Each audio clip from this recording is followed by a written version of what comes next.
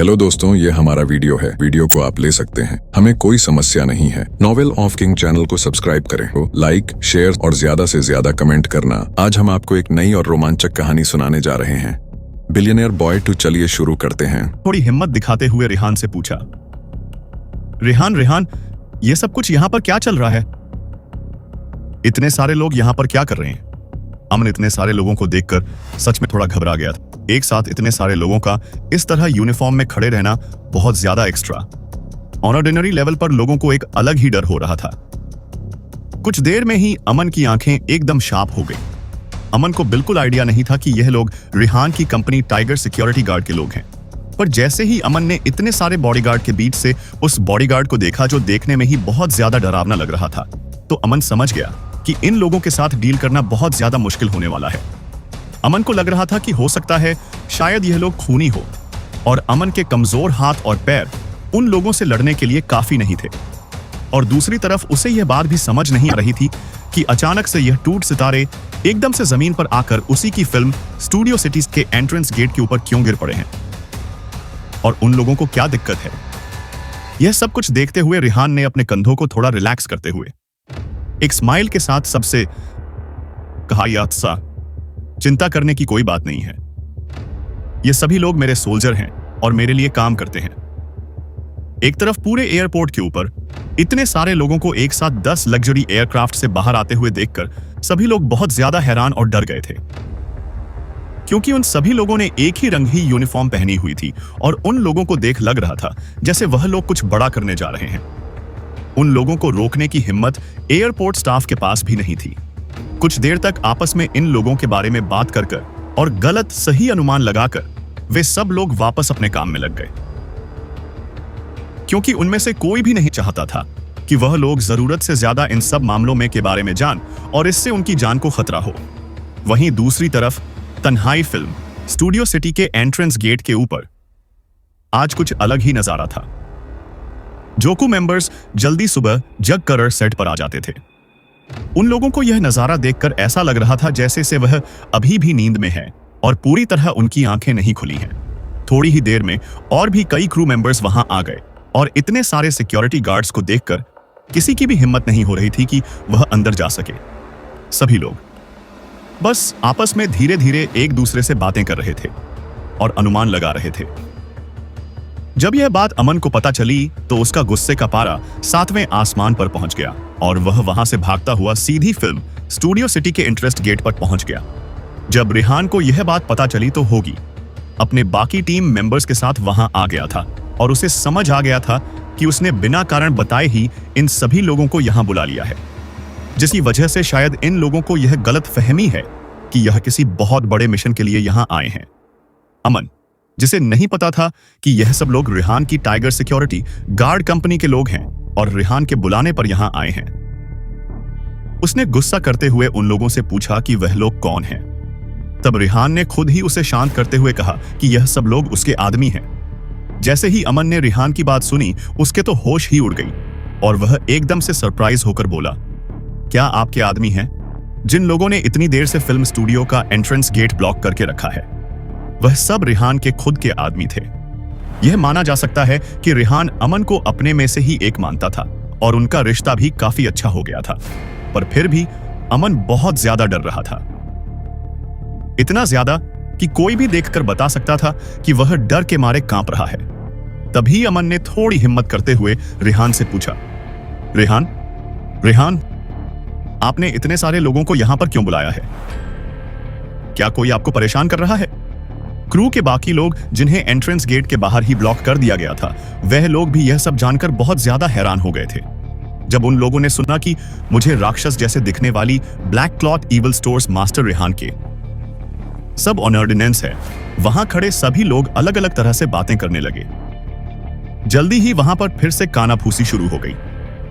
हो ही नहीं सकता, क्या यह डूम्सडे लीजेंड का काम नहीं है?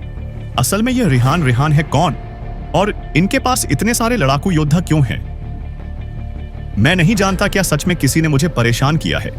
पिछले 2 दिनों में मैंने किसी से भी यह बात नहीं सुनी है कि कोई भी डूम्सडे लीजेंड फिल्म क्रू को परेशान कर रहा है।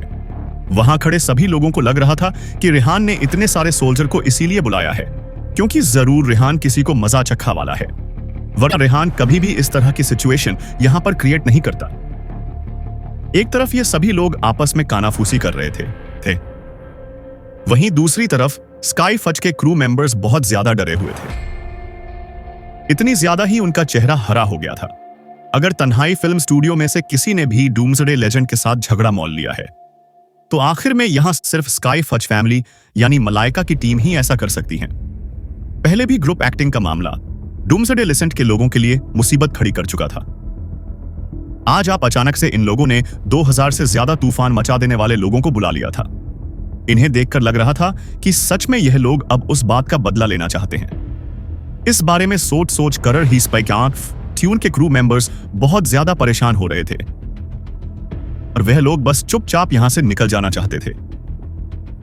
वह सब लोग यहां से जाते, उससे पहले उन लोगों के कानों में मन का वह सवाल पड़ गया जिसमें वह रेहान से पूछ रहा था कि उसने क्यों इतने सारे लोगों को यहां पर बुलाया है। अब सब लोगों के कान खड़े हो गए थे। सभी लोग बहुत ध्यान से रेहान के जवाब का इंतजार कर रहे थे। रेहान ने बहुत ही शांति से कहा, तुमने मुझे कब किस बात के लिए उकसाया था और तुम सोच क्या रहे हो? मैंने इन लोगों को यहां पर फिल्म में शूट करने के लिए बुलाया है। रेहान का जवाब सुनते ही अमन एकदम हक्का बक्का रह गया। उसने सिर्फ इतना ही कहा, आपने इतने सारे लोगों को यहां पर फिल्म शूट करने के लिए बुलाया है? भगवान की दया से यहां पर बहुत सारे लोग हैं जो आपकी फिल्म शूट करने में मदद कर सकते हैं। तो फिर यह किस तरह का मजाक है क्या तन्नाई? फिल्म स्टूडियो में ग्रुप एक्टर्स नहीं है क्या? इतने सारे सब ऑर्डिनेंस को हजारों माइल दूर से यहां फिल्म शूट करने के लिए बुलाना व्यर्थ फल है। जैसे ही यह बात बाकी लोगों ने सुनी तो वह लोग भी एकदम से हैरान रह गए, क्योंकि वह सभी लोग यहां पर फिल्म करने के लिए ही आए थे। और ऐसा कौन सा सीन शूट करना है जिसके लिए इतने सारे लोगों की जरूरत है? और वह भी ऐसे लोग में देखकर ही आधा से ज्यादा लोग तो अपनी पैठ गीली करने वाले थे। और सबसे बड़ी बात, इन लोगों को देखकर बिल्कुल नहीं लग रहा था कि इन लोगों को फिल्म की शूटिंग के बारे में कुछ भी पता होगा। हाँ, इन लोगों को देखकर ऐसा जरूर लग रहा था कि यह सभी लोग यहां पर कोई जंग लड़ने आए हैं। उन लोगों को देखकर अमन अभी तक शॉक में था। उसने फिर से रेहान से सवाल करते हुए पूछा, यंग मास्टर, क्या आपने सच में इन लोगों को यहां पर फिल्म शूट करने के लिए बुलाया? अमन का सवाल सुनकर रेहान ने पूरे कॉन्फिडेंस के साथ कहा, हाँ, मैंने इन लोगों को यहां बुलाया था। और तुम लोग इतना हैरान क्यों हो? क्या मैं इन्हें यहां पर नहीं बुला सकता? रेहान का ऐसा जवाब सुनकर अमन पूरी तरह शयो हो गया था। हालांकि अमन रेहान के प्रोडक्शन में बनने वाली मूवी के लिए बहुत ज्यादा एक्साइटेड था। कायू की रेहान की क्रू अपनी पूरी फिल्म को उसके स्टूडियो में ही शूट कर रहे थे। हालांकि अमन ज्यादातर टाइम यहां पर नहीं था और वह अपने बिजनेस के वजह से अपने ही काम में मसरूफ था। इसीलिए उसे नहीं पता था कि रेहान किस तरह की फिल्म बना रहा है। पर अब इतने सारे लोगों को देखकर अमन समझ गया था कि रेहान कोई साधारण फिल्म नहीं बना रहा है। यहां खड़े हुए इन सोल्जर की परफॉर्मेंस ही पूरी मूवी को अट्रैक्ट करने में और लोगों का ध्यान खींचने में काफी होगी।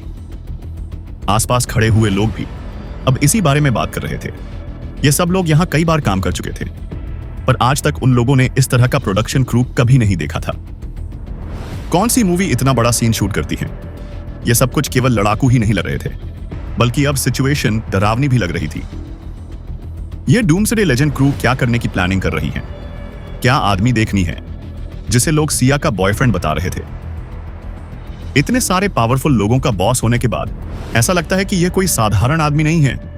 लगता है नहीं कोई बड़ा सीन क्रिएट करने जा रहा हूं। 200 मिलियन का इन्वेस्टमेंट किसी भी फिल्म के लिए कोई बड़ी बात नहीं है, पर सच कहूं तो अब मैं भी बहुत ज्यादा एक्साइटेड हूं इस मूवी को देखने के लिए।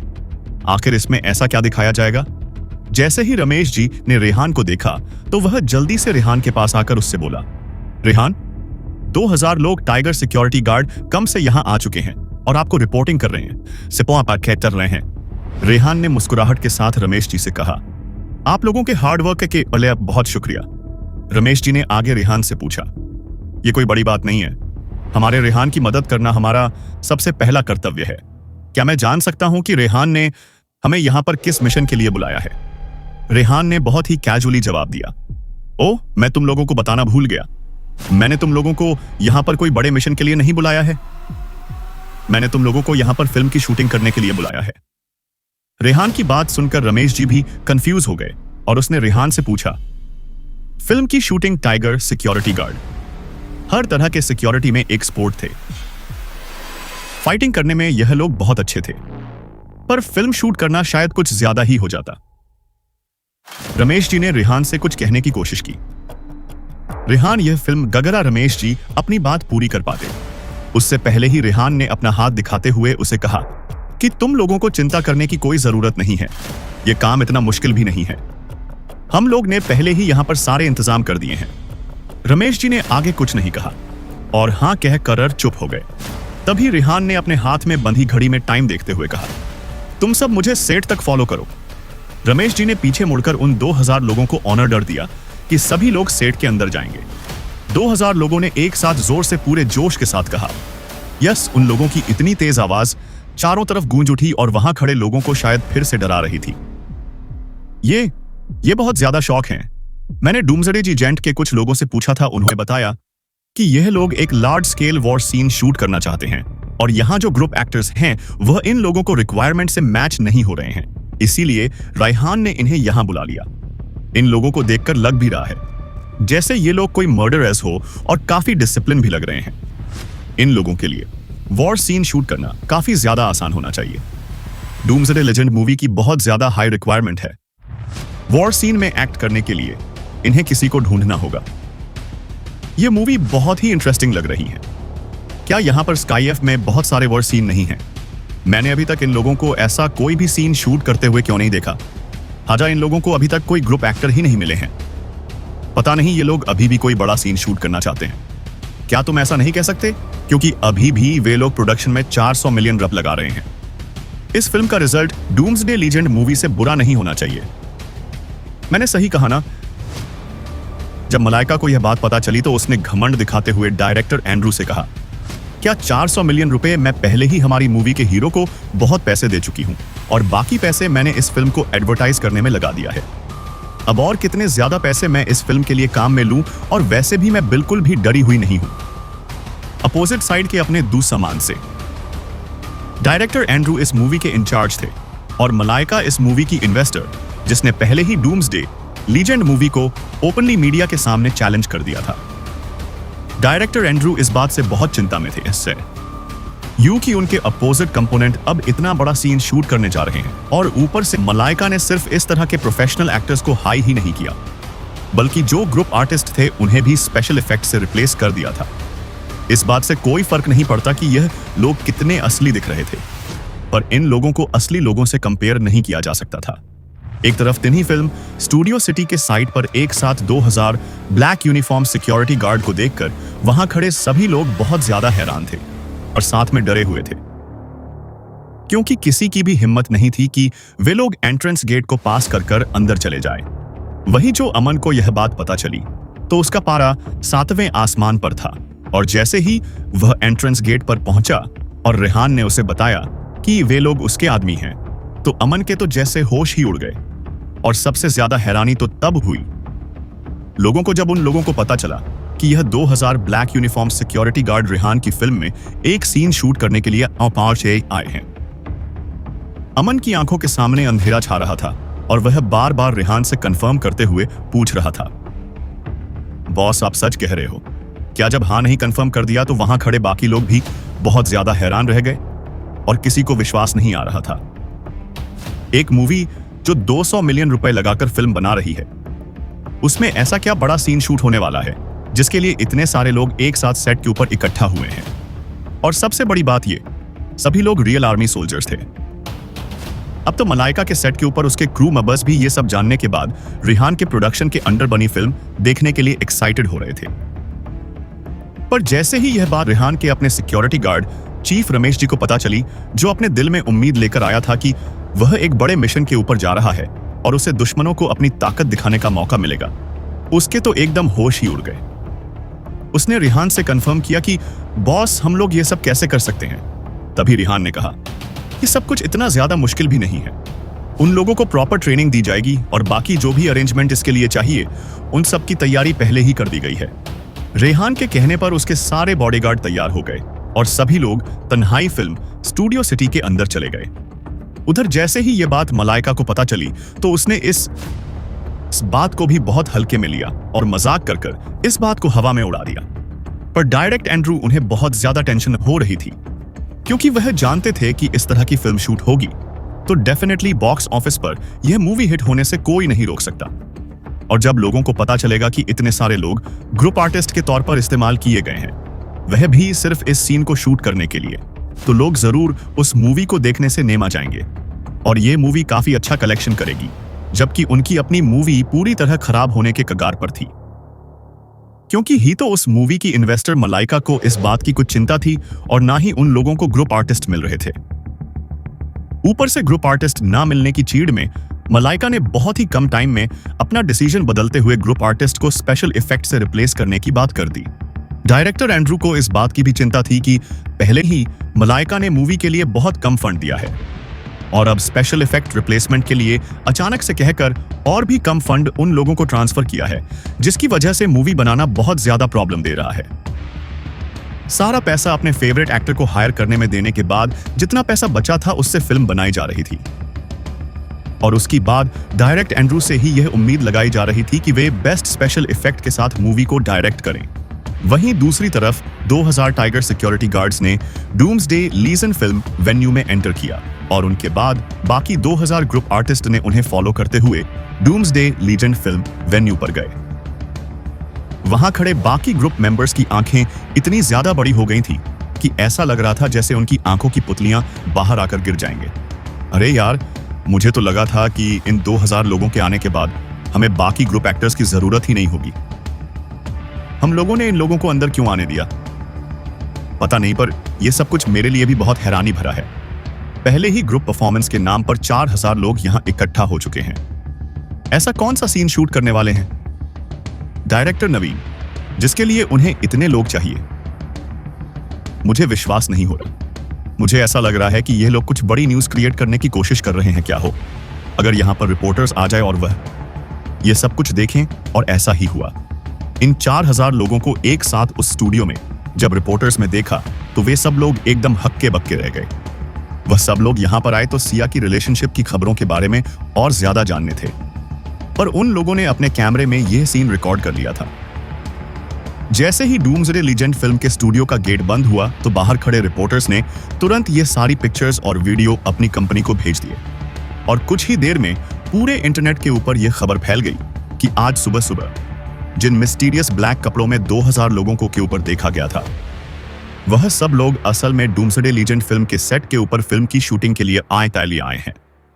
जैसे ही लोगों ने नेट के ऊपर यह खबर पड़ी, वह सब लोग भी बहुत ज्यादा हैरान हो गए कि सिर्फ फुका एक सीन शूट करने के लिए प्रोफेशनल लोगों को यहां बुलाया गया है और ये सब लोग असल के स्किल्ड आर्मी ऑफिसर को बुलाया गया।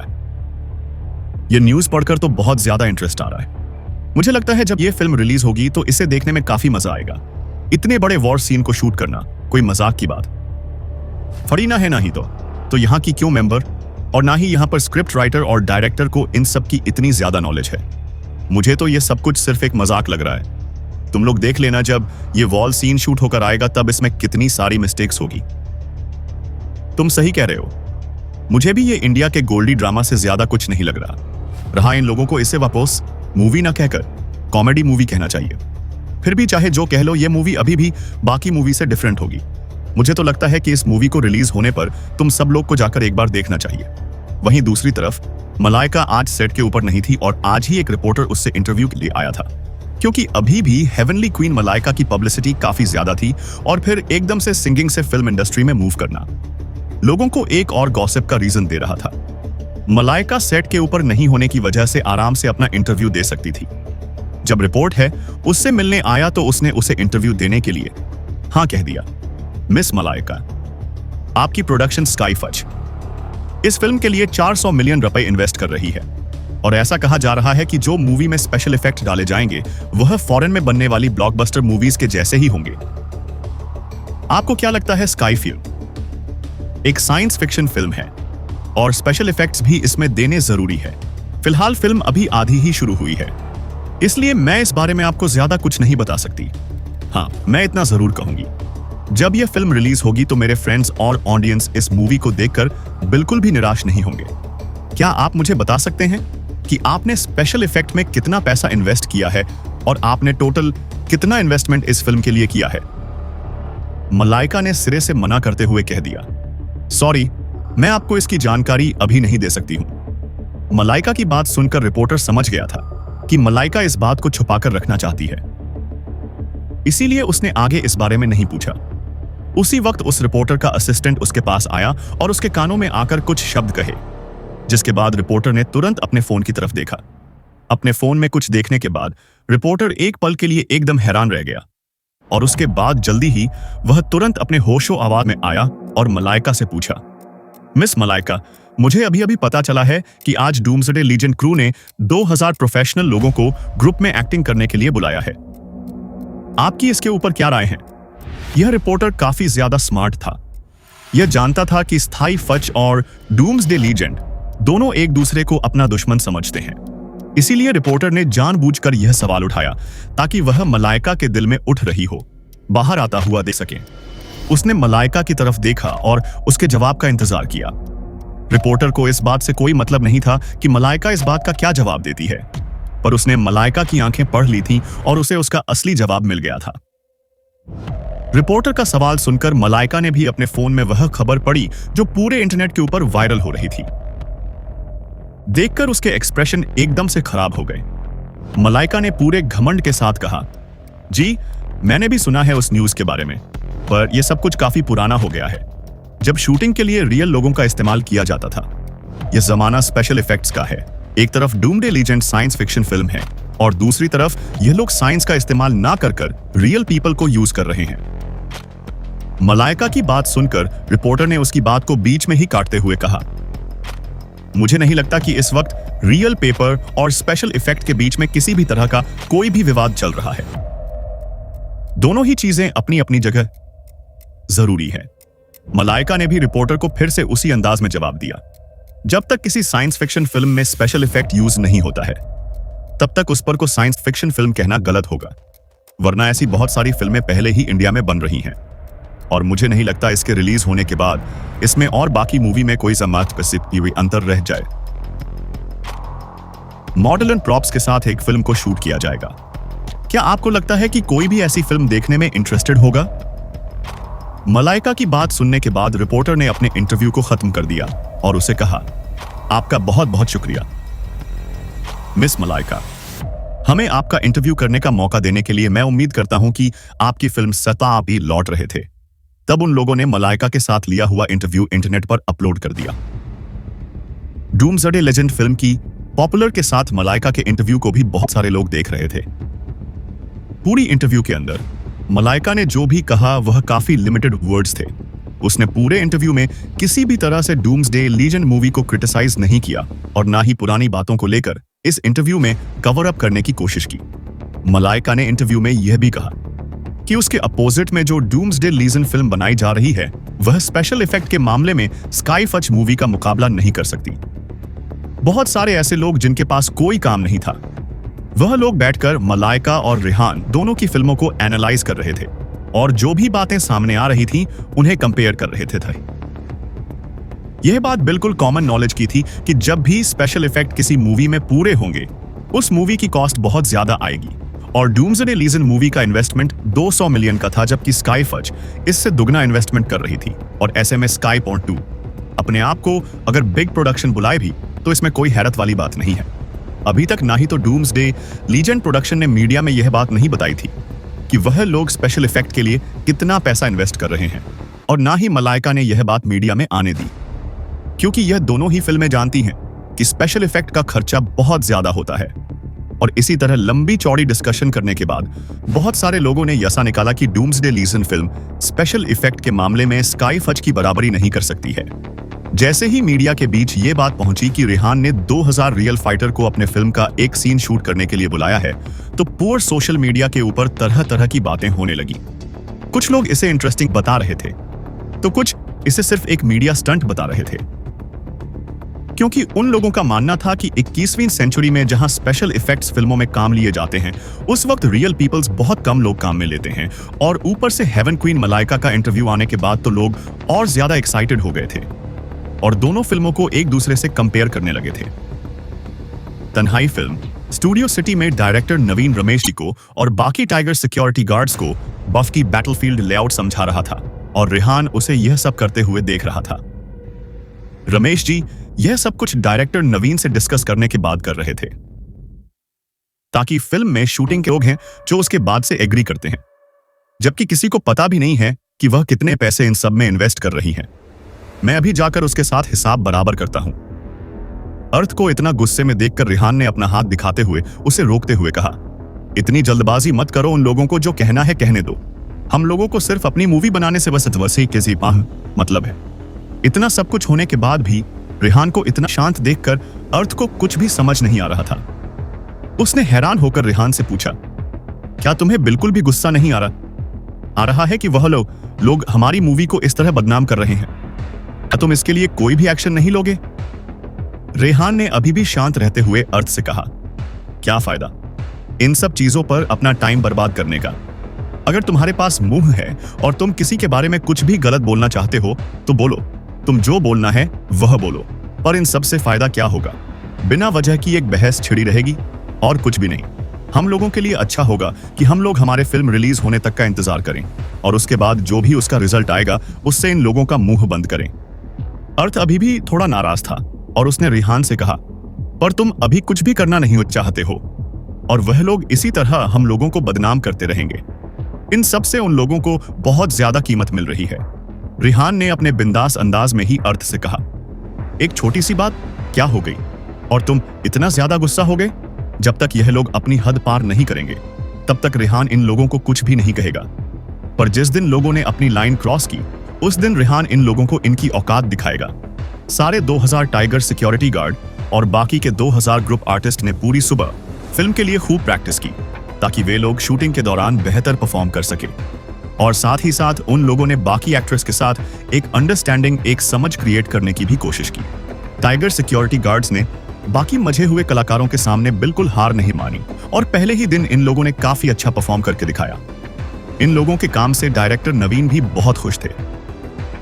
सच कहे तो डायरेक्टर नवीन पहले सोच रहे थे कि 4000 लोगों को मैनेज करना और उन्हें कमांड देना बहुत ही मुश्किल काम है और यह बहुत ज्यादा थका देगा, पर असल में 2000 टाइगर सिक्योरिटी गार्ड्स ने इतनी अच्छी लीडरशिप की कि उन्हें देखकर बाकी के 2000 ग्रुप आर्टिस्ट भी अपने आप डिसिप्लिन में आ गए और सही तरह से काम करने लगे। अगर कुछ भी गलत नहीं हुआ और सब कुछ सही चलता रहा तो डायरेक्टर नवीन फिर से दोपहर में इन सब 4000 रियल आर्टिस्ट के साथ फिर से प्रैक्टिस करेंगे और कल फाइनल शूटिंग कर लेंगे। दोपहर के वक्त इन सभी का खाना ताजमहल 5 स्टार होटल से ही आया था, पर इस बार उस खाने की क्वालिटी थोड़ी सी डाउन थी। आफ्टर ऑनल 4000 से भी ज्यादा लोगों के लिए खाना मंगवाया जाना था और यह इम्पॉसिबल था कि सभी को 5 स्टार का हाई क्वालिटी का खाना प्रोवाइड करवाया जा सके। भले ही इस खाने की क्वालिटी थोड़ी सी कम थी, पर फिर भी उसे इस बाकिश अभी भी बाकी प्रोडक्शन टीम जो खाना देती है उसके साथ बराबरी नहीं करवाई जा सकती थी, क्योंकि उसके मुकाबले में अभी भी यह खाना बहुत बेहतर था। रेहान नहीं चाहता था कि उसकी वजह से अमन को किसी भी तरह का कोई भी नुकसान खाना पड़े। 4000 लोग यहां पर खा पी रहे थे और अगर अभी भी इन लोगों को यह खाना फ्री में दिया गया तो शायद जल्दी ही ताजमहल 5 स्टार होटल दिवालिया हो जाएगा। इसीलिए रेहान ने फिर से 10 मिलियन रुपए समन के अकाउंट में ट्रांसफर कर दिए। मलाइका से चीटिंग करके जो 20 मिलियन रुपए रेहान ने कमाए थे वह सब रेहान ने अपने क्रू मेंबर्स के खाने पर खर्च कर दिए। अगर मलाइका को पता चला कि उसका पैसा इस तरीके से घूम फिर कर रेहान के पास गया है और रेहान ने उसे इस तरह इस्तेमाल किया है तो शायद उसे खून की उल्टियां होनी शुरू हो जाए। ताजमहल 5 स्टार होटल के अलावा सिया भी दोपहर में खाना लेकर सेट के ऊपर आई थी। उसे देखकर रेहान ने हैरान होकर उससे पूछा, तुम यहां क्या कर रही हो? सिया ने मुस्कुराते हुए रेहान से कहा, होटल में मैं बहुत ज्यादा बोर हो रही थी, इसीलिए मैंने सोचा कि मैं यहां आ जाऊं। बाहर बहुत सारे रिपोर्टर्स खड़े हुए हैं, इसलिए मुझे डर था कि कहीं वह लोग मुझे देख ना ले, इसीलिए मैं होटल की डाइनिंग कार में यहां आ गई। सिया काफी टाइम से मन को जानती थी, इसीलिए होटल की डाइनिंग कार लेकर आना उसके लिए काफी आसान था। और सबसे बड़ी बात, बाहर खड़े हुए रिपोर्टर्स को बिल्कुल भी इस बात की उम्मीद नहीं होगी कि एक सुप इस तरह चुपकर एक डिलीवरी वैन को स्टूडियो में लेकर आएगी। सिया की बात सुनकर रेहान ने मुस्कुराते हुए उससे कहा, तुम काफी ज्यादा होशियार हो। तुम्हें ऐसा क्यों लगता है कि यह सब कुछ एक स्पाई वस्ते ओसी वो की तरह है? दोपहर में काम करने के बाद डूम्सडे लीजन फिल्म क्रू को 2 भागों में बांट दिया गया।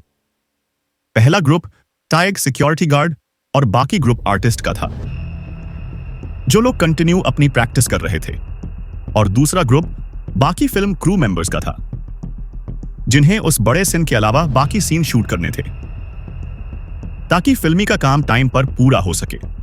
यह सारा काम किसी भी हाल में डिले नहीं हो सकता था।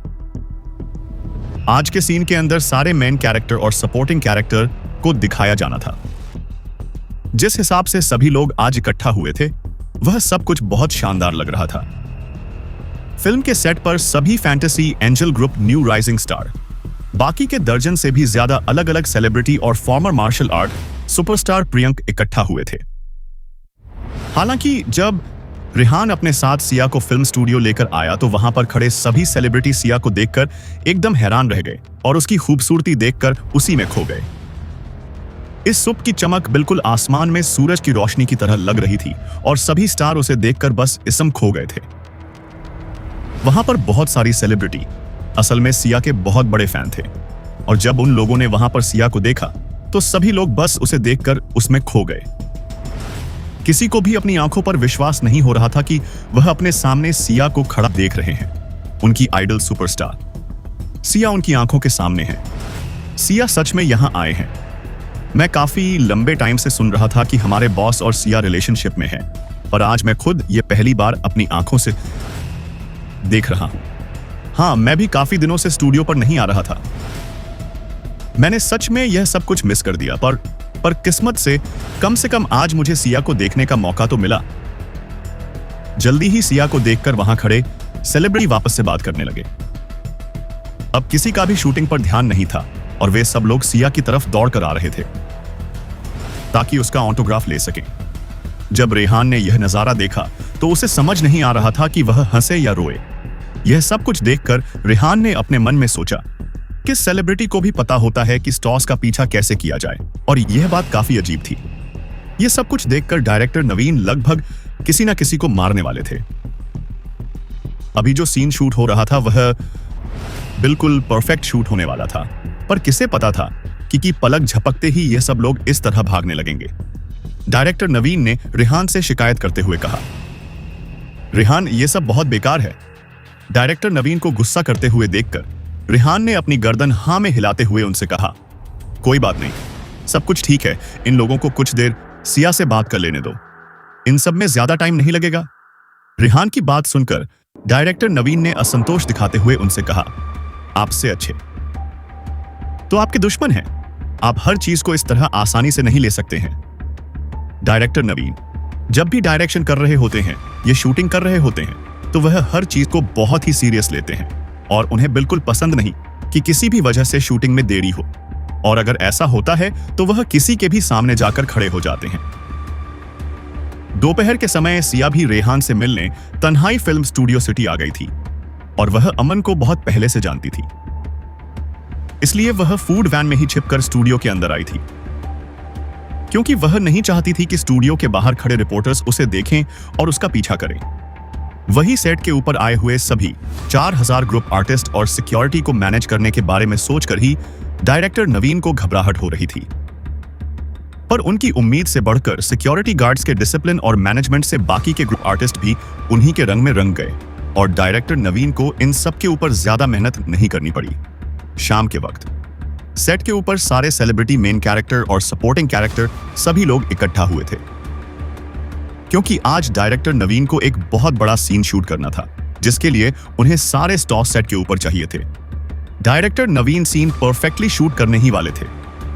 तभी वहां पर सुपरस्टार सिया को देखकर सभी लोग एकदम से एक्साइटेड हो गए और शूटिंग वगैरह भूलकर सिया के पास दौड़ते हुए सब लोग ऑटोग्राफ मांगने के लिए आ गए। यह सब कुछ देखकर रेहान जितना ज्यादा हैरान था, डायरेक्टर नवीन उतना ही ज्यादा गुस्सा थे, क्योंकि उन्हें शूटिंग के बीच में किसी भी तरह का कोई भी डिस्टरबेंस बिल्कुल पसंद नहीं है। जब डायरेक्टर नवीन ने रेहान से इस बारे में शिकायत की, तब रेहान ने उन्हें कहा कि कुछ ही देर की बात है, कोई बात नहीं, इन लोगों को ऑटोग्राफ ले लेने दीजिए।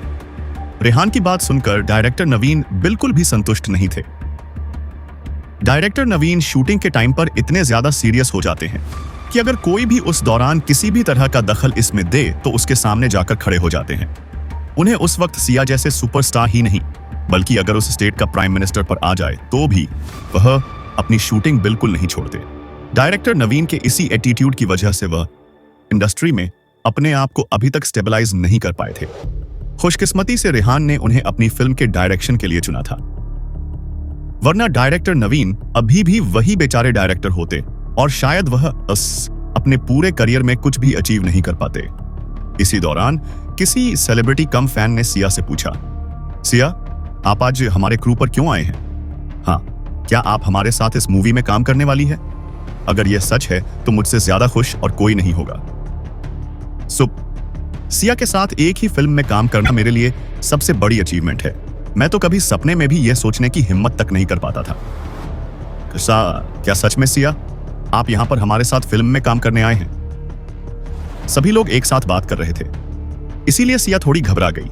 और जब इन लोगों ने सिया से पूछा कि वह भी इनके साथ फिल्म में काम करेंगी, तो यह सुनकर सिया थोड़ा और घबरा गई। उसे समझ नहीं आ रहा था कि वह इन सबको क्या जवाब दे। तभी उसने अपने से कुछ दूरी पर खड़े रेहान की तरफ देखा।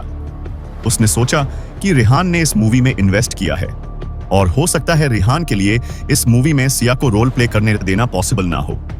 यही सोचते हुए सिया ने अपने चेहरे पर हल्की सी मुस्कान लाई और वहां खड़े सभी लोगों से कहा, मैं भी ये सोच रही हूं, पर मुझे नहीं पता कि रेहान रे इस बात के लिए राजी होंगे या नहीं। किसी भी फिल्म में कैरेक्टर प्ले करने के लिए एक प्रक्रिया होती है जिसके थ्रू सबको होकर गुजरना पड़ता है। ऐसे ही कोई भी किसी भी वक्त अपने मन से फिल्म में काम नहीं कर सकता। किसी भी नए पसंद के जुड़ने पर फिल्म की स्क्रिप्ट पर एक्स्ट्रा काम करना पड़ता है और उसे मूवी के प्लॉट से जोड़ना पड़ता है, और यह सब काम बहुत ज्यादा मुश्किल खड़ी कर देते हैं। तभी सिया के एक फैन ने कहा, बॉस इस बात से सहमत क्यों नहीं होंगे? सिया, आप एक सुपरस्टार है और बॉस तो बहुत ज्यादा खुश होंगे। अगर आप हमारी फिल्म में काम करेंगे तो तुमने सही कहा। अगर सिया हमारी फिल्म में काम करेगी तो हमारी फिल्म और ज्यादा बॉक्स ऑफिस पर अच्छा कलेक्शन करेगी। तभी एक छोटे सेलिब्रिटी ने थोड़ी दूर खड़े रेहान से चिल्लाते हुए पूछा, बॉस, सेलिब्रिटी सिया हमारी फिल्म में एक रोल प्ले करना चाहती हैं, क्या आप इस बात से सहमत हैं? यह सवाल सुनकर रेहान और डायरेक्टर नवीन दोनों एकदम शॉक रह गए। डायरेक्टर नवीन यह सोचकर यह बहुत ज्यादा हैरान हो गए थे कि सिया उनकी फिल्म में रोल करेंगी, और रेहान ने जब यह बात सुनी तो बहुत थोड़ा अपने ख्यालों में खो गया, क्योंकि उसने नहीं सोचा था कि सिया सेट के ऊपर फिल्म करने के इरादे से आए हैं, और ना ही सिया ने खुद कभी इस बारे में कुछ बताया था। रेहान ने डायरेक्टर नवीन की तरफ देखते हुए सिर्फ इतना ही कहा, यह तो, और बीच में ही चुप हो गए। रेहान इस फिल्म के इन्वेस्टर थे, पर फिल्म से रिलेटेड सारा काम रेहान ने डायरेक्टर नवीन के ऊपर छोड़ा हुआ था, क्योंकि वह एक प्रोफेशनल थे, और ऐसे में एक बाहरी व्यक्ति होने के नाते अगर रेहान बिना सोचे समझे कोई भी डिसीजन ले लेंगे तो इस तरह से फिल्म कभी भी अच्छी नहीं बने। जबकि यह बात सुनकर डायरेक्टर नवीन ने बिना घबराए सरप्राइजिंगली रेहान से कहा, रेहान, ये तो बहुत अच्छा होगा। अगर मिस सिया हमारी फिल्म में काम करती है तो सिया एक सुपरस्टार है और पूरी दुनिया जानती है। मैं यह सब इसलिए नहीं बोल रहा हूं क्योंकि बाकी सेलिब्रिटी ऐसा चाहते हैं, बल्कि सिया खुद अगर रोल करना चाहती है तो यह हमारे लिए बहुत अच्छी बात होगी। डायरेक्टर नवीन के बात सुनकर रेहान भी थोड़ा सरप्राइज था, पर फिर भी उसने डायरेक्टर नवीन से पूछा, पर हम लोग रोल का क्या करेंगे, क्योंकि सभी लोगों के लोगों के रोल पहले ही साइड हो चुके हैं। डायरेक्टर नवीन ने एकदम बेफिक्र अंदाज में कहा, इसकी चिंता आप मत कीजिए, मैं स्क्रिप्ट को एक और बार मॉडिफाइड कर दूंगा और उसमें सिया के लिए एक और कैरेक्टर ऐड कर दूंगा। अब अगर सिया क्रू को ज्वाइन करती है तो कोई दिक्कत नहीं होगी, क्योंकि स्काई फज मूवी ने भी यही दांव खेला था। उन लोगों ने एक यंग और स्मार्ट एक्टर को मूवी में रोल दिया था, और साथ ही एक बहुत अच्छी हेवन क्वीन सिंगर को इस मूवी में उस एक्टर के साथ दिखाकर एक गजब का कॉम्बिनेशन क्रिएट किया था। और अगर डूम्सडे लीजेंड मूवी की बात करें तो इनके पूरी मूवी में ऐसा कोई भी स्टार नहीं था जो स्काई फज की बराबरी कर सके। हाँ, अगर सिया इस मूवी में आ जाती है तो पाशा बिल्कुल पलट सकता है, क्योंकि सिया सिर्फ इंडिया में ही करोड़ों फैंस नहीं लगती थी, बल्कि इंडिया के बाहर भी बहुत सारे ऐसे देश हैं जहां सिया के फैंस उसे बहुत ज्यादा पसंद करते हैं, और उसकी एक झलक देखने के लिए वह लोग हमेशा तैयार रहते हैं। अगर सिया इस मूवी में आती है तो उसके सपोर्ट और फैंस का उसके लिए प्यार देखते हुए डॉस्टर legend film definitely box office पर बहुत अच्छा परफॉर्म करेगी, और इसके साथ इस मूवी को एक बड़े प्रोडक्शन की भी कहा जा सकेगा। डायरेक्टर नवीन का डिसीजन सुनने के बाद रेहान ने स्ट्रेट फॉरवर्ड होते हुए डायरेक्टर नवीन से कहा, ठीक है, अगर आपको कोई दिक्कत नहीं है तो फिर हम यह तय करते हैं। रेहान की अनाउंसमेंट सुनते ही वहां खड़े सभी लोग बहुत ज्यादा खुश हो गए और इन सब में सबसे ज्यादा खुश वह सेलिब्रिटी थे जो सिया की बहुत बड़े फैन थे। यस ग्रेट, अब मैं सिया के साथ फिल्म कर सकता हूं। क्या मैं कोई सपना देख रहा हूं? मुझे विश्वास नहीं हो रहा कि आज का दिन मेरे लिए इतना खास बन जाएगा। जल्दी से मुझे चिमटी काटो, मुझे विश्वास नहीं हो रहा। मैं बहुत खुश हूं कि बॉस सिया के फिल्म में काम करने के लिए मांग गए।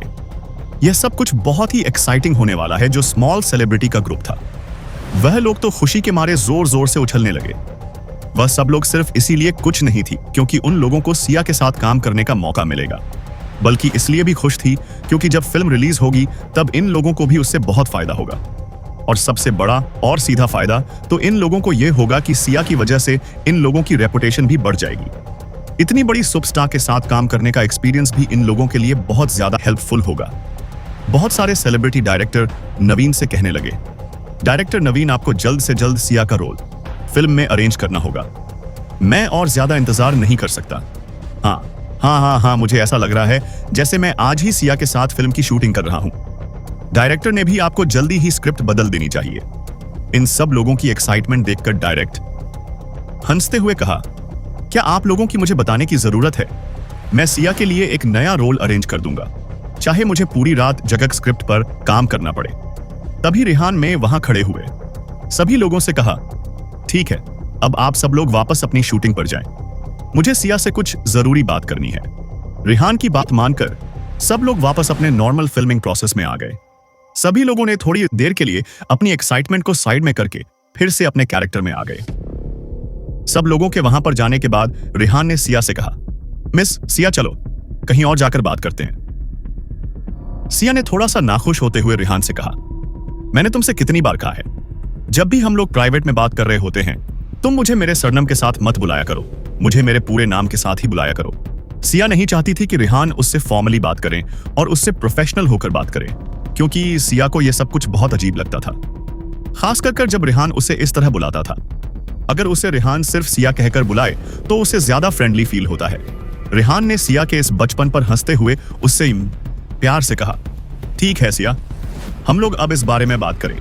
रेहान की बात सुनकर सिया बच्चों की तरह खुश हो गई और खुश होते हुए बोली, हाँ ठीक है, चलो। रेहान सिया को सेट के रेस्टिंग एरिया में लेकर आ गया, जैसे कि सिया सेट पर मूवी में एक रोल प्ले करना चाहती थी। और आखिरकार वह इस सामान में वह एक बिग सुपरस्टार थी और रेहान उसे इस तरह ट्रीट नहीं कर सकता था जैसे कि वह बहुत खुश है। रेहान सिया को अलग से इसलिए लेकर आया था ताकि वह उसके साथ यह डिस्कस कर सके कि उसे कितनी सैलरी चाहिए। रेहान ने डायरेक्टली सिया से पूछा, वेल, तुमने कहा कि तुम हमारे साथ फिल्म करना चाहती हो, तो मैं यह जानना चाहता हूं कि तुम सैलरी क्या लोगी। रेहान का यह सवाल सुनकर शायद सिया को थोड़ा एम्बेरसमेंट फील हो रहा था, जिसकी वजह से उसका चेहरा थोड़ा लाल हो गया। फिर भी उसने रेहान से कहा, रेहान, मुझे कोई सैलरी नहीं चाहिए, मैं तुम्हारे साथ यहां रहूंगी, यही बात मुझे सबसे ज्यादा खुशी देगी। रेहान ने अपना सिर ना में हिलाते हुए सिया से कहा, देखो सिया, तुम ऐसे नहीं कह सकती हो, तुम एक सुपरस्टार हो और तुम अपनी पर्सनल और प्रोफेशनल लाइफ को मिक्स नहीं कर सकती। अगर मैं तुम्हें पे नहीं करूंगा तो लोग मुझे डांट और हो सकता है तुम्हारे फैंस मुझे मारने पर उतर आए। और इतना कहकर रेहान चेहरे पर हल्की सी मुस्कान आ गई। रेहान की बात सुनकर सिया ने भी मुस्कुराते हुए धीमी आवाज में कहा, अगर ऐसा है तो तुम्हें जो ठीक लगे तुम दे देना, मैं इन सब की ज्यादा परवाह नहीं करती। रेहान ने मुस्कुराते हुए सिया से पूछा, तुमने पहले जो मूवी की है उसके लिए मैं कितने ऐसे मिले हैं?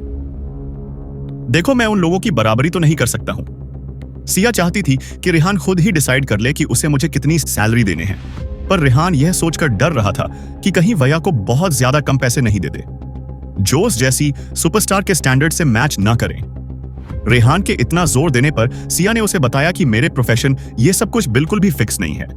ज्यादातर ये सब कुछ इन्वेस्टर के एटीट्यूड पर डिसाइड होता है और उसी के हिसाब से 30 मिलियन से 100 मिलियन के बीच में वो लोग मुझे पे करते हैं। सिया की बात सुनकर रेहान ने कुछ देर के लिए सोचा।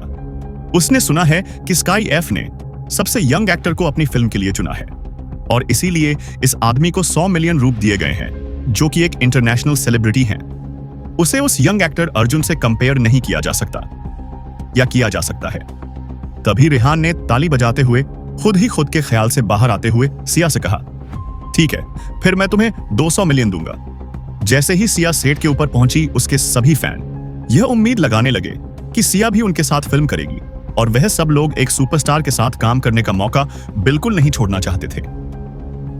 सभी लोगों की इतनी जल्दी देखकर डायरेक्टर नवीन ने भी लोगों की बात मान ली और कहीं ना कहीं डायरेक्टर नवीन इन सबसे ज्यादा यह सोच रहे थे कि सिया के आने से उनकी फिल्म वास्तव में बहुत अच्छी हो जाएगी, क्योंकि उनकी फिल्म कोई भी बहुत बड़ा सेलिब्रिटी या स्टार नहीं था और इसी वजह से सिया अब उनकी फिल्म में आती है तो उन लोगों को इसका बहुत ज्यादा फायदा मिलेगा।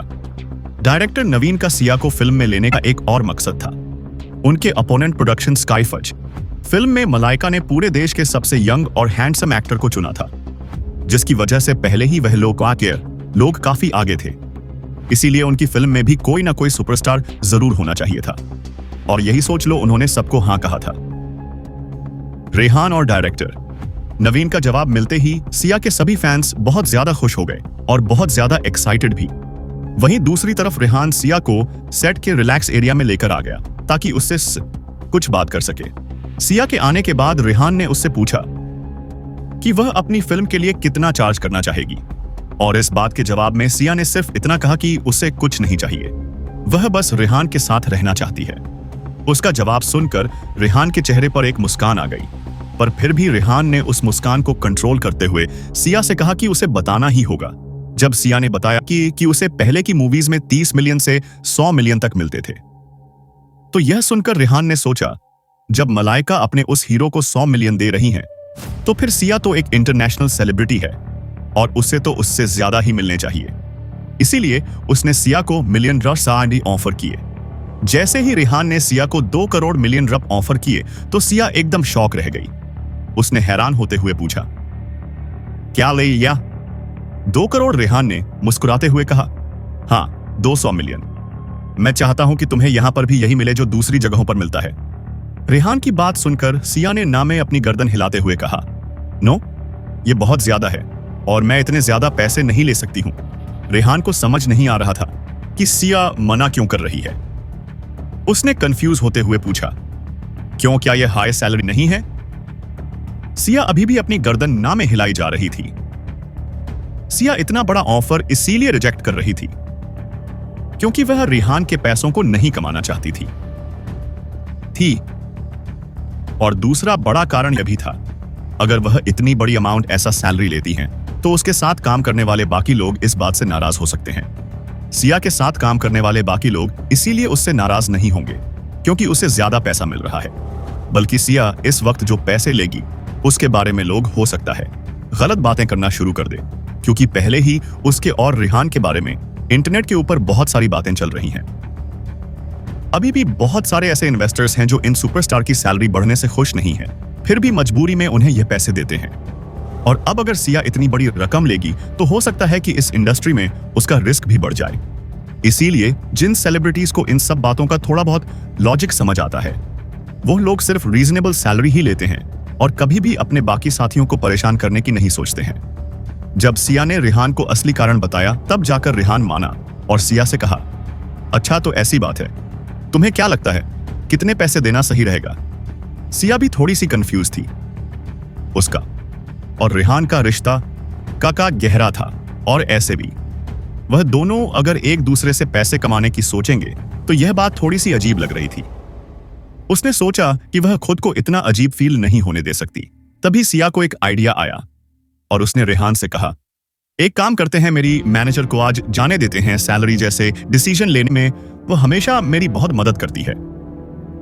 सिया की कंफ्यूजन को देखते हुए रेहान ने भी उससे कहा, ठीक है, तुम्हारी मैनेजर को ही आज जाने देते हैं, मुझे कोई प्रॉब्लम नहीं है। सिया ने अपना फोन अपनी जेब से निकाला और अपने मैनेजर दीपाली को कॉल लगा दिया, रेहान को यह कहते हुए कि दीपाली अभी इसी आइलैंड के ऊपर है, मैं अभी कॉल करती हूं, वह जल्दी से आ जाएगी। दूसरी तरफ दीपाली सिया के स्कैंडल की वजह से इन दिनों बहुत ज्यादा परेशान थी। इस मैटर की वजह से इंटरनेट के ऊपर सिया को लेकर बहुत सारी बातें होने लगी और इन सब की वजह से सिया का बहुत सारा कॉन्ट्रैक्ट भी या तो सस्पेंड हो गया या फिर पोस्टपोन कर दिया गया। और इन सब के साथ सिया को सिर्फ अपने करियर की ही चिंता नहीं थी, बल्कि उसे बाकी चीजों की भी चिंता नहीं थी। सिया तो बस सब कुछ छोड़ छाड़ के रेहान के पास भागकर चली आई थी। अपने मन में बहुत ज्यादा परेशान थी। दीपाली बिल्कुल नहीं चाहती थी या सिर्फ प्यार व्यार के चक्कर में पड़कर अपना पूरा करियर खराब कर ले। प्यार में लड़कियां अक्सर बेवकूफी कर देती हैं। दीपाली यह सब कुछ सोच ही रही थी कि तभी उसका फोन बजा और उसके ऊपर सिया का कॉल आ गया। फोन उठाते ही सिया ने उसे सब कुछ बताया और सिया की बात सुनकर दीपाली एकदम हक्का बक्का रह गई। क्या तुम डूम्सडे लीजेंड फिल्म क्रू का हिस्सा बनना चाहती हो? और वह के तौर पर तुम्हें 0 मिलियन रुपए दे रहा है। दीपाली को समझ नहीं आ रहा था कि जिसे लोग सिया का बॉयफ्रेंड समझ रहे हैं उसकी असली पहचान क्या है। क्या यह सुपर रिच सेकंड जनरेशन का बड़ा बिजनेस टाइकन है? इतना बड़ा आदमी सिर्फ एक सुपरस्टार के लिए 200 मिलियन रुपए खर्च नहीं कर सकता। क्या यह आदमी सच में पागल हो गया है? दीपाली को कुछ समझ नहीं आ रहा था। उसने सिया से कहा, तुम मेरा वहीं पर इंतजार करो, मैं वहां आकर खुद उससे यह सब डिस्कस करती हूं। इतना कहकर दीपाली ने जल्दी से फोन रखा और कुछ जरूरी सामान पैक कर करर नहाई फिल्म स्टूडियो सिटी के लिए निकल गई। ऐसा कोई नहीं है जो 200 मिलियन सैलरी के लिए राजी ना हो, पर सिया वह पैसे को इतनी इंपॉर्टेंस नहीं देती थी। सबसे बड़ी बात उसके लिए उसकी रेपुटेशन थी, और अगर वह यह सैलरी लेने के लिए मान जाती है तो फिर बहुत सारे लोग उसे क्रिटिसाइज करेंगे। जब सिया की मैनेजर दीपाली तन्हाई फिल्म स्टूडियो सिटी आई तो रेहान ने सोच लिया था कि वह सिया के बेनिफिट के लिए जरूर बात करेगा, क्योंकि सिया एक सुपरस्टार है और इतनी सैलरी लेना उसका हक है। कौन जानता था कि ऐसा कुछ नहीं होगा। सिया की तरह ही उसकी मैनेजर दीपाली ने भी 200 मिलियन सैलरी लेने के लिए मना कर दिया। बल्कि दीपाली ने तो इतना कह दिया कि वह भी लोग 50 मिलियन रेबस की सैलरी के तौर पर लेंगे और साथ साथ इसके अलावा सिया को बॉक्स ऑफिस से होने वाली अर्निंग का कोई हिस्सा नहीं चाहिए। सिया के मैनेजर की बात सुनकर रेहान एकदम हैरान रह गया और साथ ही साथ उसे काफी अजीब भी लग रहा था, क्योंकि जब इस तरह के सेलिब्रिटी को कोई भी पेमेंट ऑफर किया जाता है तो वह लोग और ज्यादा डिमांड करते हैं, पर यहां तो सब कुछ उल्टा ही हो रहा था। एक इन्वेस्टर के तौर पर रेहान ने काफी हाई प्राइस सिया को ऑफर की थी, पर दीपाली जो सिया की मैनेजर होने के नाते सिया को रिप्रेजेंट कर रही थी, उसने भी इस ऑफर को रिजेक्ट कर दिया था और उसने भी ऑफर की न फत प्राइस ही मांगी थी। 50 मिलियन रेहान की उम्मीद से एकदम कम थे। उसने थोड़ा मजबूर होते हुए कहा, स्काई फॉर्च्यून के लिए काम करने वाले एक्टर अर्जुन भी 1 करोड़ रुपए की सैलरी के तौर पर ले रहे हैं और वह लोग भी हमारे बगल में ही इसी स्टूडियो के ऊपर शूटिंग कर रहे हैं और वह अर्जुन से बहुत ज्यादा फेमस है, तो ऐसे में वह सिर्फ 50 मिलियन रुपए कैसे ले सकती है? रेहान की बात सुनकर दीपाली ने अपना सिर हिलाते हुए कहा, रेहान, हाई सैलरी होना अच्छी बात है, पर जैसे एक यंग मैन अर्जुन हमारी सुपरस्टार सिया से कंपेयर किया जा सकता है। सेलिब्रिटी पैसा कमाने की मशीन होते हैं और आपके पास जितने ज्यादा पैसे हैं आप उस तरह की जॉब पूरे दे सकते हैं। दीपाली की बात रेहान को भी सही लगी और उसने भी सोचते हुए अपना सिर हाँ में हिला दिया। दीपाली ने अपनी बात आगे जारी रखी, सिया बाकी लोगों लोगों से अलग है और वह एक सुपरस्टार है। उसकी रैंक सेलिब्रिटीज में नंबर 1 है और सबसे बड़ी बात, सिया अभी भी काफी यंग है और अभी इसके पास बहुत टाइम है और ये बहुत आगे तक जाने वाली हूं। आज मिलने वाली एक छोटी सी बेनिफिट के लिए हम इसके पूरे परिवार को इग्नोर नहीं कर सकते हैं। क्या आपको ऐसा नहीं लगता? सारी बातें सुनने के बाद रेहान ने सिया और दीपाली से कहा, ठीक है, इस मामले में फिर हम 50 मिलियन रब डिसाइड करते हैं। दीपाली ने रेहान से कहा, ठीक है, फिर हम लोग मूवी में दी जाने वाली सैलरी के बारे में बात कर लेते हैं और साथ ही साथ शूटिंग के दौरान सिया को जो ट्रीटमेंट दिया जाएगा उसकी। दीपा जितनी जल्दी हो सके सिया को रेहान से दूर रहने के लिए मनाना चाहती थी। हालांकि अभी वह कुछ भी नहीं कह सकती थी और जब से सिया ने डूम्सडे लीजेंड फिल्म को ज्वाइन करने की बात की है तब से दीपाली सिर्फ इतना चाहती है कि वे सिया के लिए बेस्ट से बेस्ट बेनिफिट दिलवाए और उसके पर्सनल और प्रोफेशनल रिलेशनशिप को फिलहाल के लिए अलग रखें। रेहान ने बहुत देर तक सोचा, पर उसे बिल्कुल समझ नहीं आया कि दीपाली किस तरह के ट्रीटमेंट के बारे में बात कर रही है जो बसिया को दिलवाना चाहती है।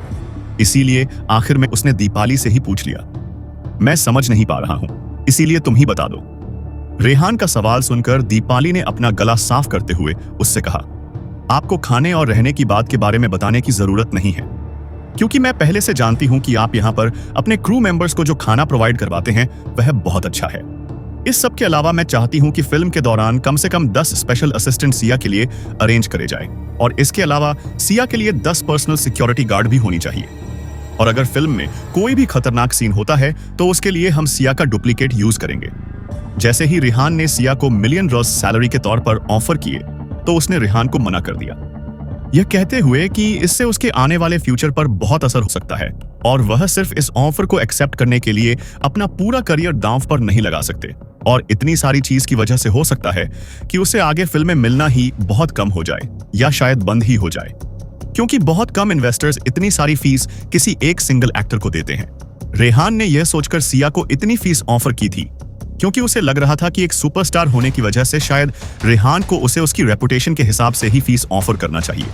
और दूसरी तरफ तन्हाई फिल्म स्टूडियो सिटी के सेट के ऊपर एक नेशनल स्टार को हायर किया गया था और उसे $1 मिलियन सैलरी के तौर पर दिए जा रहे थे, जो कि बहुत बड़ी अमाउंट थी, और इसकी वजह से भी स्काई फन द अपक क्रू मेंबर्स काफी ज्यादा पॉपुलर हो रहे थे। सया को ज्यादा कुछ समझ नहीं आया तो उसने अपनी मैनेजर दीपाली को फीस डिस्कस करने के लिए तन्हाई फिल्म स्टूडियो के सेट पर बुला लिया।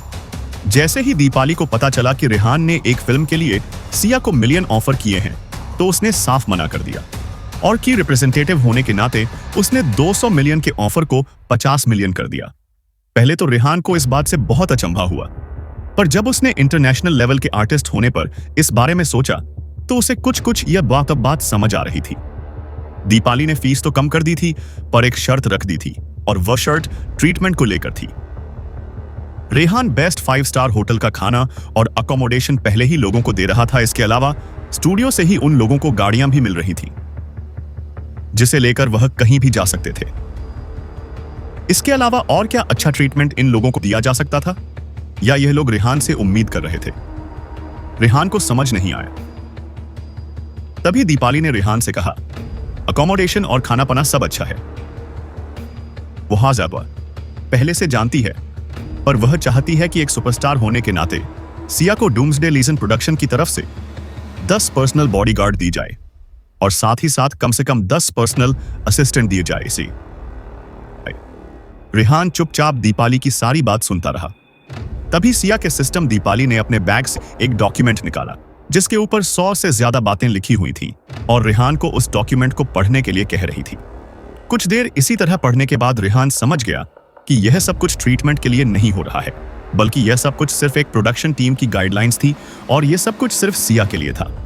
उनका इलाज के समय के अंदर इतना ज्यादा डिटेल में सब कुछ लिखा हुआ था कि रेहान को वह सब कुछ पढ़कर काफी अजीब लग रहा था, क्योंकि इस डॉक्यूमेंट में यह तक लिखा हुआ था कि सिया को यूज करने के लिए प्राइवेट वॉशरूम दिया जाएगा, और उसके यूज के लिए एक सेल्फ डेडिकेटेड ड्रेसिंग रूम, एक मेकअप, और भी बहुत सारी चीजें उसमें लिखी हुई थी।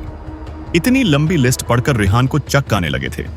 उसके बाद उसने उसे डॉक्यूमेंट की फाइल को बंद कर पढ़ना बंद कर दिया, और एक गहरी लंबी सांस लेते हुए उसने अपनी आंखें बंद कर कुछ देर के लिए रिलैक्स किया, और उसके बाद उसने सिया और दीपाली से कहा, ठीक है, मैं तुम्हारी सारी शर्तों को मंजूर करता हूं। रेहान का इतना स्ट्रेट फॉरवर्ड एटीट्यूड देखकर दीपाली एकदम हैरान रह गई। दीपाली ने रेहान को जो डॉक्यूमेंट की लिस्ट दी थी उसका यह मतलब नहीं था कि रेहान सभी को माने ही, वह बस इतना चाहती थी कि जितना हो सके इनमें से ज्यादातर शर्तें रेहान मान ले। इस लिस्ट में बहुत सी ऐसी बातें भी थीं जिसे नहीं माना जा सकता था और जिसके लिए बहस भी की जा सकती थी, पर किसने सोचा था कि रेहान एकदम से इन सारी बातों के लिए बिना कोई बहस करे मान जाएगा? दीपाली ने विश्वास न करते हुए रेहान से पूछा, रेहान क्या आप सच में यह सारी शर्तें मानने के लिए तैयार हैं? क्या आपको इनमें से किसी से भी कोई दिक्कत नहीं है? रेहान ने अपना हाथ दिखाते हुए दीपाली को बीच में ही रोक दिया और उससे कहा, मुझे कोई दिक्कत नहीं है, इस कॉन्ट्रैक्ट के हिसाब से आप लोग साइन कर सकते हैं। और इतना कहकर रेहान ने मैगी की तरफ देखते हुए उसे डॉक्यूमेंट तैयार करने के लिए कहा। जैसे ही मैगी डॉक्यूमेंट बनाने के लिए वहां से चली गई तो दीपाली ने अपने मन में सोचा, अब तो मुझे पक्का भरोसा हो गया है, यह पक्का कोई प्ले बॉय है।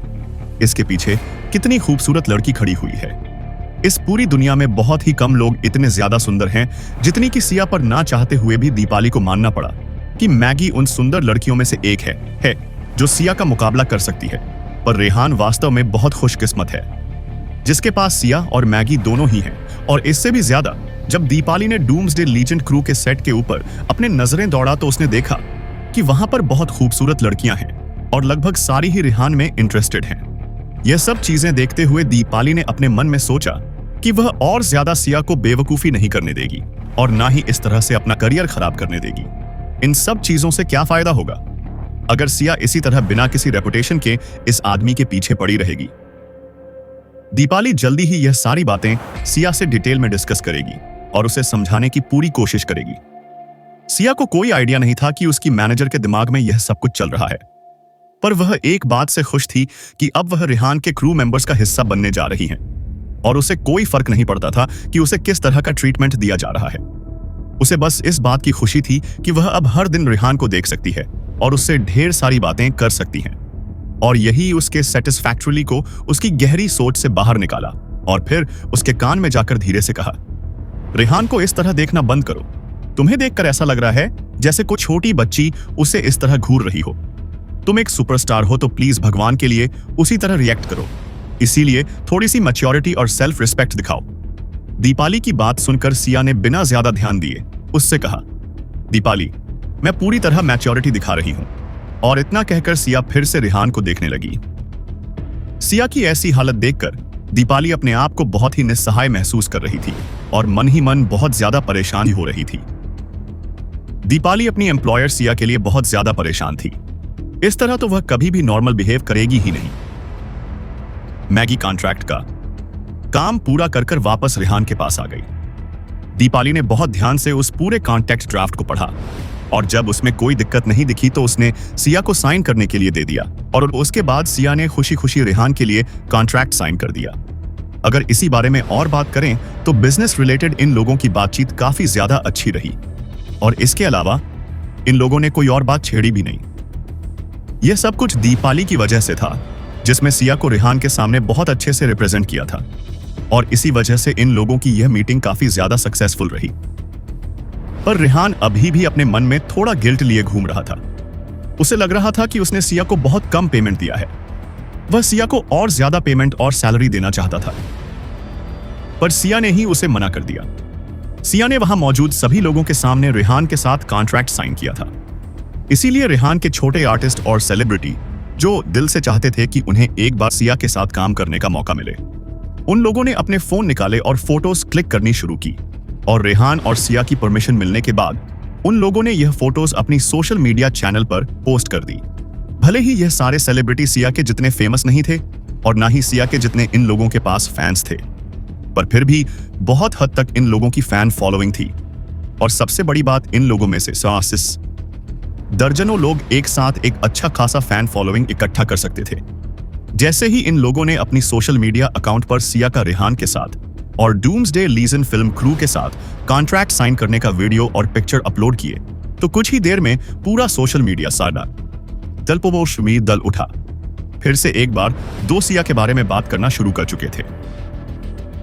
एक वर्ल्ड फेमस सुपरस्टार होने की वजह से सिया का किया हुआ कोई भी काम लाखों लोगों का अटेंशन उसकी ओर खींचता है और पूरे वर्ल्ड में उसके जितने भी फॉलोअर्स हैं और फैंस हैं, वह सब लोग उसकी हर एक्टिविटी के ऊपर अपना रिएक्शन जरूर देते हैं।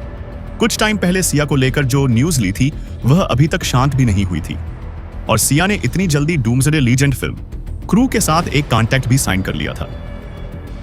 और सबसे बड़ी बात, ज्यादातर लोगों ने यह बात सुन रखी थी कि सिया जिस लड़के के साथ डीप रिलेशनशिप में है वह लड़का डूम्सडे लीजेंड फिल्म क्रू से ही है।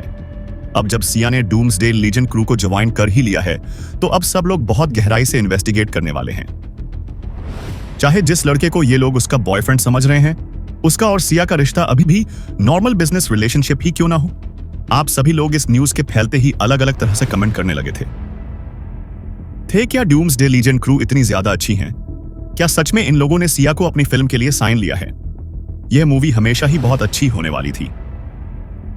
यह बात मैं जानता था, पर सिया भी इस मूवी का हिस्सा बनेगी यह मुझे नहीं पता था। जब से मैंने ये न्यूज सुनी है मैं बहुत ज्यादा सरप्राइज हूं। ये कोई सरप्राइज नहीं है, मुझे पहले ही पता था कि ऐसा कुछ होगा। सिया का बॉयफ्रेंड भी इसी क्रू का हिस्सा है। मैंने सुना है कि उसकी डूम्सडे लीजेंड प्रोडक्शन में काफी चलती भी है। आखिर यह आदमी असल में है कौन? जितना मुझे पता है, ना ही तो ये कोई एक्टर है और ना ही कोई डायरेक्टर। तो क्या ये कोई इन्वेस्टर हो सकता है? भाई तो सही कह रहे हो, ये मिस्टीरियस मैन उस मूवी का इन्वेस्टर ही है जिसमें 200 मिलियन इन्वेस्ट किए जा रहे हैं। और इस बार सिया ने यह कॉन्ट्रैक्ट 50 मिलियन रब के लिए साइन किया है। यह आदमी एक सुपर रिच सेकंड जनरेशन का बंदा है। आखिरकार हमारी सुपरस्टार और हमारी गोडेस इस सेकंड रिच जनरेशन के इन्वेस्टर की बाहों में चली ही गई और उसने उस बिजनेसमैन को अपने लिए चुन ही लिया। लोग सिर्फ अपने सपने में ही उसे याद कर सकते हैं और कुछ नहीं। यही इस दुनिया की हकीकत है। अगर तुम्हें किसी अमीर और खूबसूरत लड़की से शादी करनी है तो उसके लिए तुम्हें बहुत मेहनत करनी होगी और एक सेकंड जनरेशन का रिच आदमी बनना होगा।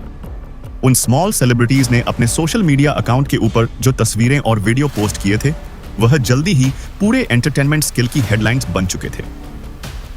अंगन लॉसिया और उसके बॉयफ्रेंड रायहान की फिल्म के ऊपर अब ध्यान दे रहे थे। अब इन लोगों की पॉपुलैरिटी बहुत ज्यादा हाई हो गई थी, जिसे देखकर सब लोगों को डर लग रहा था। सिया और उसके मिस्टीरियस बॉयफ्रेंड के साथ साथ अब उनकी फिल्म डूम्सडे लीजेंड एक बार फिर चर्चा में आ गई थी। अब अगर कोई भी लोग फिल्म देखने के बारे में सोच रहे हैं तो वह लोग सबसे पहले डूम्सडे लीजेंड फिल्म के बारे में ही अपने दिमाग में ख्याल लाएंगे। और शायद अब इस मूवी के अलावा कोई भी दूसरी मूवी नहीं थी जिसे यह लोग देखना चाहते होंगे। सिया की मैनेजर दीपाली रिहान के सामने स्पेशल ट्रीटमेंट के नाम पर 100 से भी ज्यादा चीजों की लिस्ट उसे पकड़ा दी थी, जिसे देख देखकर रिहान का दिमाग खराब हो रहा था। उस लिस्ट को इतनी गहराई से बॉक्स आर्ट बन गए थे कि छोटी से छोटी बात उसमें मेंशन की गई थी। कुछ देर के लिए पढ़ने के बाद रिहान ने उस डॉक्यूमेंट की फाइल को बंद किया और अपनी आंखें बंद करके कुछ देर आराम कर उसने एक गहरी लंबी सांस छोड़ी और बिना देखे ही सिया और दीपाली से कहा कि उसे उसकी सारी शर्तें मंजूर हैं।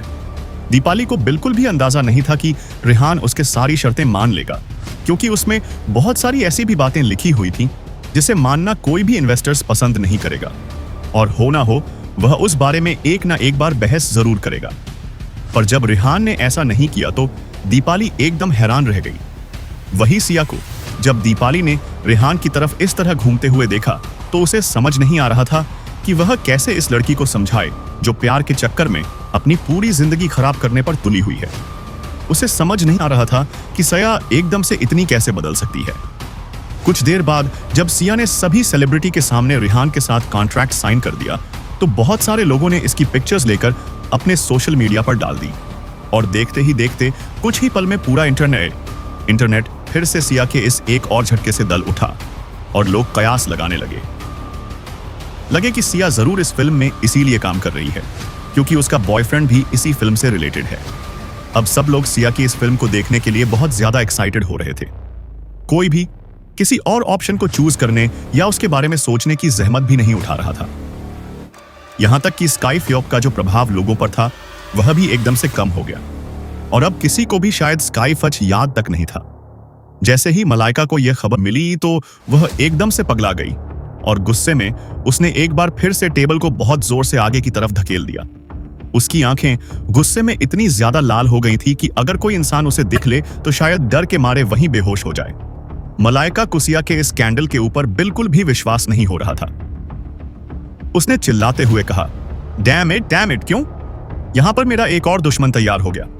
होना हो जरूर, यह सब कुछ सिर्फ एक हाइप है। अब मलाइका को लग रहा था कि रिहान ने पहले से ही लंबी प्लानिंग कर रखी थी इन सब की, ताकि वह सिया को अपनी फिल्म क्रू में शामिल कर सके।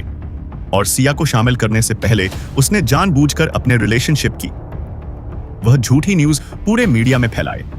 और अब लास्ट में जब उसने सिया के साथ कॉन्ट्रैक्ट साइन कर लिया तो उसने खुद ही यह सब बात मीडिया में फैला दी। इसीलिए ऐसा कहा जा सकता है कि यह पूरा ऑपरेशन यही ध्यान में रखकर किया गया है कि यह लोग एक्सपीरियंस्ड और सुपरस्टार आर्टिस्ट का नाम अपनी फिल्म से जोड़कर उछाले, जिससे इन लोगों को फायदा हो। हालांकि इन सब में एक बात बोली थी कि यह सब कुछ काम कर गया था। मलाइका ने गुस्सा करते हुए अपने असिस्टेंट से कहा, मुझे मीडिया में पब्लिसिटी देते रहो, चाहे जितने पैसे लग जाए, मुझे कोई परवाह नहीं है। मुझे नहीं लगता कि मैं लोगों को हरा नहीं पाऊंगी। मलाइका की बात सुनकर उसके असिस्टेंट ने थोड़ा घबराते हुए उससे कहा, पर मिस मलाइका, हमने पहले ही मिलियन रस पब्लिसिटी के लिए इन्वेस्ट कर दिए हैं। अगर हम अब और ज्यादा पैसे इसमें इन्वेस्ट करेंगे तो इसके लिए हमारे पास और ज्यादा बजट नहीं है। मलाइका ने हैरान होते हुए पूछा, क्यों और ज्यादा बजट नहीं है? क्या हम लोग प्रोडक्शन के लिए 400 मिलियन रुपए नहीं लगा रहे हैं? मलाइका के असिस्टेंट ने उसे पूरा हिसाब बताते हुए कहा, आप सही कह रही हैं। हमारे पास 400 मिलियन है, पर उसमें से 200 मिलियन पहले ही आप लोगों की सैलरी के लिए जा चुके हैं और बाकी के 0 मिलियन हमने इस स्टूडियो कॉम्प्लेक्स के रेंट के लिए दिए हैं और 0 मिलियन पहले ही आपके प्रमोशन के लिए दे चुके हैं और इन सब के अलावा 50 मिलियन रिपोर्टर को हायर करने और फिल्म के दौरान हमने जो सामान इस्तेमाल किया है उन सब में लग गए हैं और इस तरह से हमारे पास अब सिर्फ 50 मिलियन रप बाकी है और हमें अभी स्पेशल इफेक्ट के लिए भी इन्वेस्ट करना है और इन सब के अलावा डिस्ट्रीब्यूशन फीस भी बहुत ज्यादा होगी। असिस्टेंट के इतना सब कुछ बताने के बाद भी मला ने पूरे घमंड के साथ अपनी असिस्टेंट को कहा, मिलियन डॉलर प्रमोशन डिपार्टमेंट को उसमें से निकाल के दे दो। यह सुनकर असिस्टेंट ने हैरान होते हुए कहा, क्या अगर हम ऐसा करेंगे तो फिर स्पेशल इफेक्ट और डिस्ट्रीब्यूशन फीस के लिए हमारे पास सिर्फ 30 मिलियन ही बचेंगे? मलाइका ने चिल्लाते हुए अपने असिस्टेंट से कहा, मैंने जो कहा है वह करो, फाइनल डिसीजन मेरा होगा, यह तुम्हारा होगा, जाओ यहां से, जैसा कहा है वैसा करो। असिस्टेंट मलाइका की चिल्लाने से थोड़ा डर गया और मलाइका की बात सुनते ही उसने उससे यस मैम कहकर जल्दी से वहां से चला गया। मलाइका इतनी ज्यादा गुस्से में थी कि उसका दिमाग ही काम करना बंद कर चुका था। वह सिर्फ इस वक्त डूम्सडे लीजन मूवी की पब्लिसिटी को कम करके अपनी पब्लिसिटी को बढ़ाना चाहती थी और सो उसे सस्साए अभी भी स्पेशल इफेक्ट के फीस के लिए और उसके बजट के लिए कोई चिंता नहीं हो रही थी। एक तो स्पेशल इफेक्ट प्रोडक्शन की कॉस्ट पहले ही बहुत कम थी, मिलियन डॉलर निकालने के बाद और ज्यादा कम हो गई थी। वहीं दूसरी तरफ रेहान के सेट के ऊपर सभी लोग ऐसे इतने ज्यादा खुश थे जैसे वह सभी नए साल का जश्न मना रहे हों, जब डायरेक्टर नवीन ने रातों रात फिल्म की स्क्रिप्ट में चेंजेस कर दिए थे। तो अब सिया को फिल्म के अंदर मेन कैरेक्टर का रोल मिल गया था। सबसे बड़ी बात यह थी कि सिया को जो रोल मिला था उसमें सिया के पास स्क्रीन पर दिखने का सबसे ज्यादा चांस था, क्योंकि आखिरकार वही सुपरस्टार थी और डायरेक्टर नवीन उसे कोई छोटा मोटा रोल प्ले करने नहीं दे सकते थे। डायरेक्टर नवीन रेहान के बारे में भी सोच रहे थे, क्योंकि सिया के साथ रेहान ने जो कॉन्ट्रैक्ट साइन किया है उसकी फीस मेन कैरेक्टर की जितनी थी, इसीलिए अपने बॉस को बेनिफिट देने के लिए डायरेक्टर नवीन ने सिया को ऐसा कैरेक्टर दिया जिसमें वह ज्यादा से ज्यादा रोल प्ले कर सके। हालांकि सब कुछ एकदम सही नहीं था।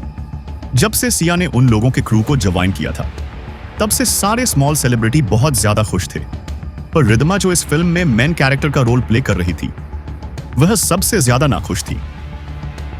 वैसे सही में देखा जाए तो अभी भी फिल्म में रिद्धिमा के पास बहुत सारे रोल प्ले करने के लिए थे, पर जब से सिया इस फिल्म का हिस्सा बनी थी तब से उसके हिस्से में आने वाले बहुत सारे सीन सिया को मिल गए थे और इन सबसे ज्यादा विमा इसीलिए भी नाराज थी क्योंकि पूरी मीडिया में सिया और रेहान के रिलेशनशिप की खबर फैली हुई थी।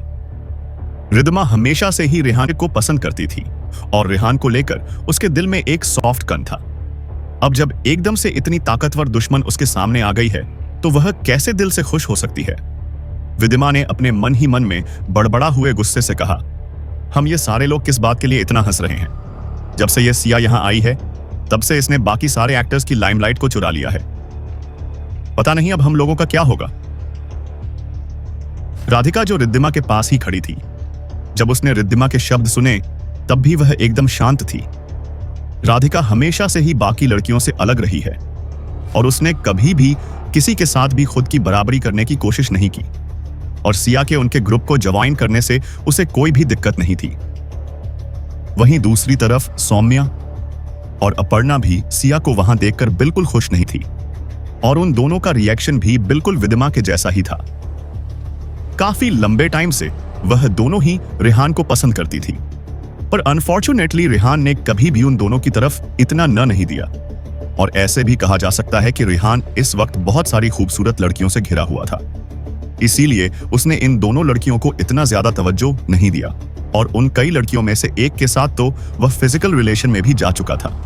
और यह सब देखकर ऐसा माना जा सकता है कि रेहान अपने आसपास रहने वाली खूबसूरत लड़कियों को बैलेंस करने की कोशिश कर रहा था। सिर्फ सिया ही इस पूरी सिचुएशन का फायदा उठा रही थी कि इतना सब कुछ हो जाने के बाद भी वह अभी भी रेहान के साथ सेट के ऊपर थी और इसी बात ने इन सारी खूबसूरत लड़कियों को बहुत ज्यादा गुस्सा दिला दिया था।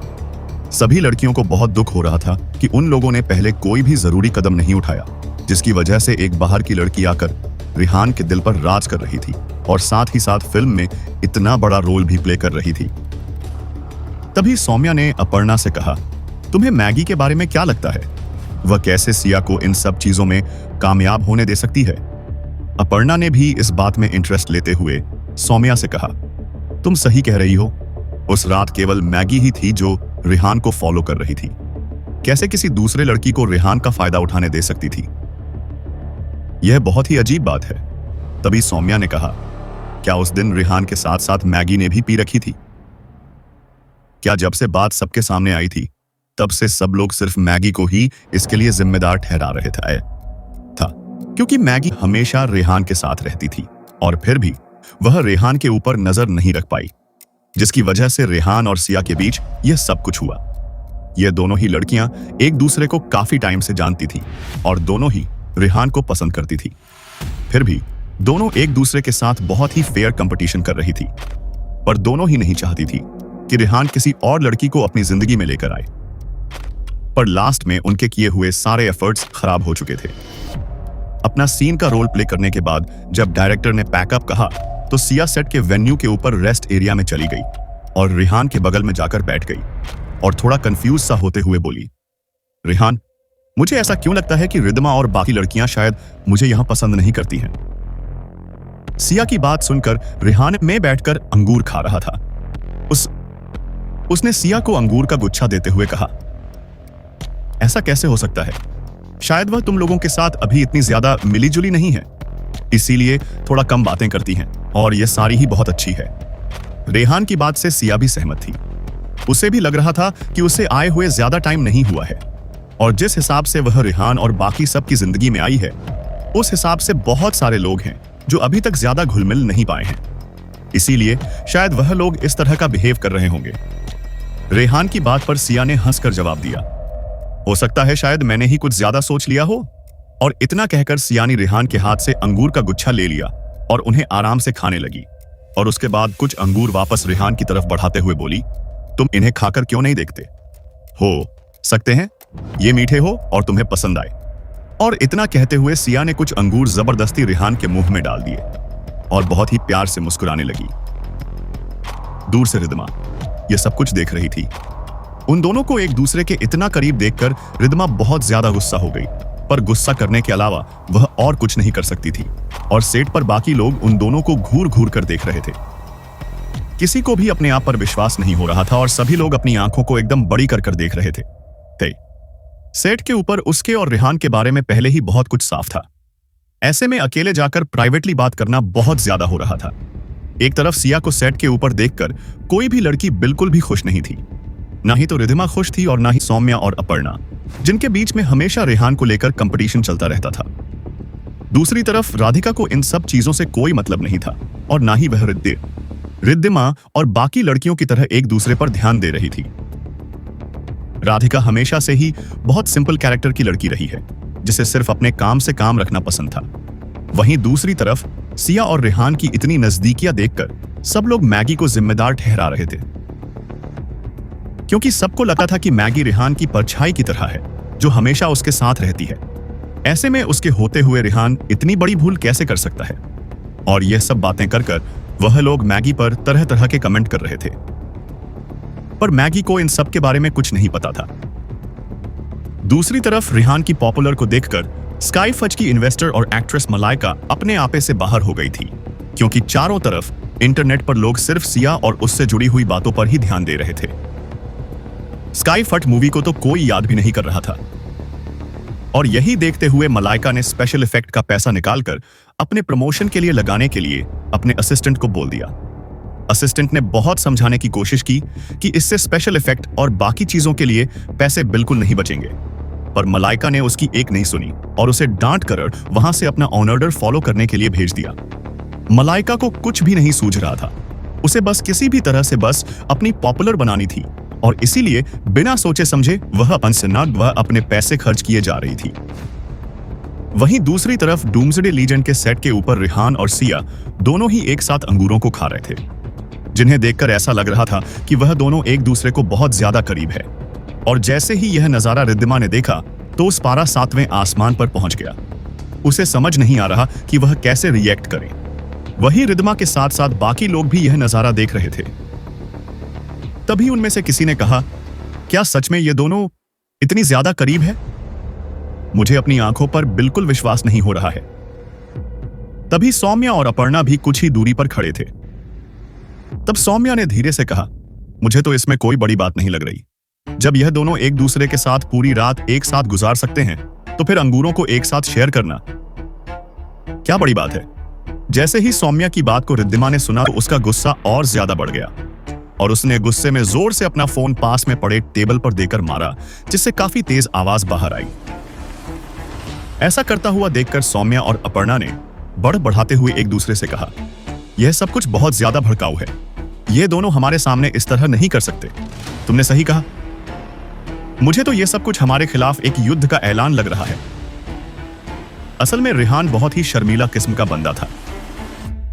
जब भी वह लड़कियों के आसपास होता था, वरना किसी और मामले में तो उसे अच्छे से पता होता था कि उसे तब क्या चाहिए और उसे किस तरह पाना है।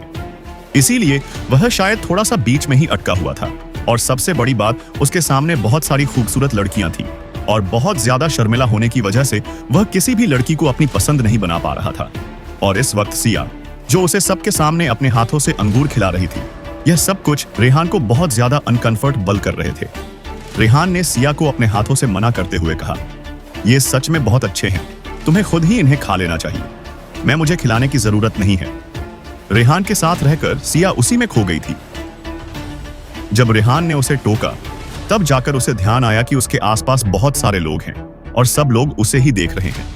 और इतना सोचते ही उसका चेहरा एकदम लाल हो गया। रिद्धिमा दूर से सिया के एक्सप्रेशंस देख रही थी। उसके एक्सप्रेशन देखकर और ज्यादा गुस्से में भर गई और गुस्सा करते हुए बोली, ये औरत दिखावा करने में बहुत ज्यादा माहिर है। वही सौम्या ने भी गुस्सा करते हुए कहा, एक औरत जिसे पता है कि कब कैसे दिखावा करना है जिससे वह एकदम सही लगे। ऐसी औरतें सबसे ज्यादा खतरनाक होती हैं और मर्दों को इसी तरह की औरतें सबसे ज्यादा अच्छी लगती हैं। वहीं पर राधिका भी खड़ी थी। उसने थोड़ा कंफ्यूज होते हुए कहा, मुझे नहीं लगता कि यह किसी भी तरह का दिखावा करने की कोशिश कर